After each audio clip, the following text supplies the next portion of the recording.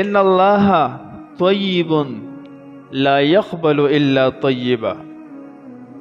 الله رب العزت خیسته دی، خوبصورت دی، پاک دی. لا يقبل الا طیبا، او پاک مال خوخی چې د الله په نوم باندې ورکړي شي. وان الله امر المؤمنین بما امر به المرسلین. الله رب العزت مؤمنانو ته او مکه الفاظ سره خطاب کوي، په کوم الفاظ سره چې انبیاء ته خطاب کړی دی.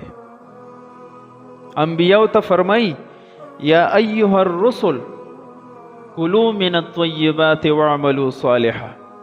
ای زما انبیاء رسولانو، تاسو پاک مال خورئ، پاکیزه رزق خورئ. بیا دویمه مرحله کې فرمایي واعملوا صالحا، او دینه پس بیا نیک اعمال کوئ، نو اجر به وي. د نیکو اعمالو چې کومه مقتضا ده، اجر ثواب د الله رضا اب بیا مرتب کیږي. نو اولنې حکم د معاملاتو کوي پاک مال. پاک مال انسان څنګه به چې د آمدنی حلالوي، د تجارت حلال وي. چونکه تجارت او مزدوری بزنس دا د خوراک او د زندګۍ د تیرولو سبب دی.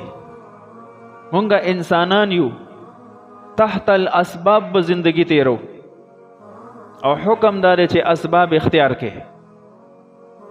اومدک الفاظ سره رب ذوالجلال انسانانو ته هم خطاب کوي یا ایها الذین آمنوا کلوا من طیبات ما رزقناکم.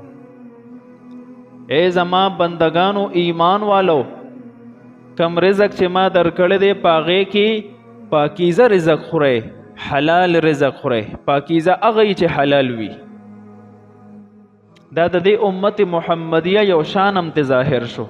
کم الفاظ سره چې الله رب العزت انبیاء ته خطاب کوي، او مکه الفاظ د امت محمدیه د پاره هم وروړي، لوی شان دی. بیا د دې الفاظو نفس نبی علیہ السلام فرمایله ثم ذکر الرجل یطویل السفر. د یو سړي تذکره وکړه چې هغه ډېر اوږده سفرونه کړي د تجارت د پاره، ډېر شی مالې ګټلی، د دنیا هر ګوټ ته د تجارت په سلسله کې تلی وي. اشعثا او ویخته پراګندوي، په خورو کې لت پت وي. اغبرا غبار آلود وي.